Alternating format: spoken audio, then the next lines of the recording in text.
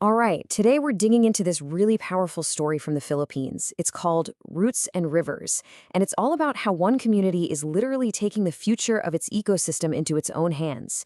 You'll see it's an amazing blueprint for local action. So, our story starts in a place called the Northern Negros Natural Park. Now, you can basically think of it as the island's green lung. I mean, it's absolutely essential for water, for wildlife, and for the climate. But there's a pretty serious problem brewing. Yeah, and a line from the source material it really captures the urgency. It says, "This lifeline is fraying." And that just paints such a vivid picture, doesn't it? We're talking about an ecosystem under huge stress. You've got degraded grasslands, a constant risk of fire, and it's pushing this crucial forest and the people who depend on it right to the very edge. So, you might be asking, what's really at stake here? Well, if things keep going this way, first, the watershed, the source of fresh water, it's shrinking. Second, you have all these unique species that live nowhere else on Earth, things like the Negro's bleeding heart dove and the Visayan warty pig, and they're losing their homes. And maybe most importantly, local families are facing a growing threat from droughts, floods, and even landslides. The stakes? They really couldn't be higher. But here's the thing, and this is the inspiring part. The local people, they are not just standing by and watching this happen. No way. They have these dedicated community forest guards, known locally as the Bantay Bukid, and they're ready to act.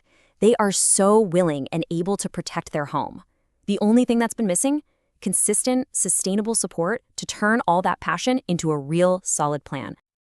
And that, right there, is where the Roots and Rivers project comes in. And this is so key. It's not some top-down solution dreamed up by outsiders. Nope. This is the community's own vision for how to heal their land, just brought to life with some strategic support. And just look at their goals. They are so clear and measurable. Over the next 3 years, they're talking about restoring 30 hectares of forest with a super high survival rate for the trees. They're looking for a real, tangible boost in key wildlife sightings. And, this is huge, creating real income for 50 local households. It's ambitious, for sure, but it's also incredibly grounded. Okay, so having a great vision is one thing, right? But how are they actually going to pull this off? Well, their whole strategy is built on this really smart three-pronged approach to restoring the forest. So step one, they're going to use a method called assisted natural regeneration. It's basically a super cost-effective way to just give the native forest a helping hand to heal itself. Then, step two, they'll enrich that natural growth by planting 6,000 native tree seedlings. And finally, step three, they'll create these buffer zones using crops like coffee and cacao, and that's brilliant because it both protects the forest and provides income for the community. Of course, restoring the forest is really only half the battle, right? You've got to protect it. And this is where those Bantay Bukit, the forest guards, come back in. 10 guards are going to get monthly stipends to conduct regular patrols, maintain 5 kilometers of fire breaks, and use simple but really effective tools like logbooks and photos to report what they find. It's just so practical and sustainable. So the big question is, how will they know if it's all actually working? Well, this is where the project gets really, really cool. They're blending cutting-edge technology with that invaluable local knowledge. Get this. Once a year, they're going to fly a drone over the area. This gives them this amazing, high-level, data-rich picture of the forest canopy. What does that do? It gives them undeniable proof of what's working and what isn't, so they can track their progress and tweak their strategy year after year. And this slide just illustrates that whole approach perfectly. On the one hand, you've got the high-tech stuff, like tools for geotagging data, but on the other hand, you've got community members out there doing bird counts and checking on the health of the streams with their own eyes. It's this beautiful combination of hard data and on-the-ground wisdom that makes their monitoring so powerful. All right, any solid plan needs a solid budget and a clear timeline to be taken seriously, right? So let's take a look at the numbers and the schedule for this project. So everything is mapped out over 3 years, with really clear milestones. Year 1 is all about laying the groundwork, setting up the nursery, getting the patrols started.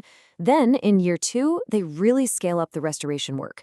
And by Year 3, the focus shifts to something super important, finalizing the local co-management agreements. That's what ensures this work continues long, long after the official project ends. So where's the money actually going?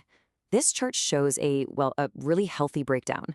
You can see the biggest chunks go directly to community patrols and to operations and staff. And what that tells you is that the investment is going right to the people on the ground who are doing the actual work. This is not some project that's bogged down by overhead. It is all about action. And the total price tag for this entire 3-year vision? It's a remarkably grounded $60,000. That's it. It's just a testament to how lean, how efficient, and how locally driven this model is. It's designed to get the absolute maximum impact out of every single dollar. Okay, so we've seen the plan, we've seen the budget, we've seen the goals. But let's ask the big question. Why does this one project in this one community really matter in the grand scheme of things? Let's zoom out for a second. What makes this project such a powerful model isn't just one thing. It's the whole package. It's locally led, which means it has real community buy-in. Its goals are quantifiable, which means it's accountable. It directly builds resiliency to things like fire and floods, and it's inclusive, which means the success is shared by everyone, making the whole thing truly sustainable for the long haul. And all of this kind of leaves us with one final big thought.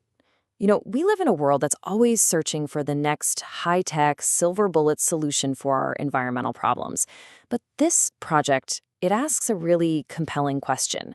What if the best, most resilient solutions aren't new apps or gadgets?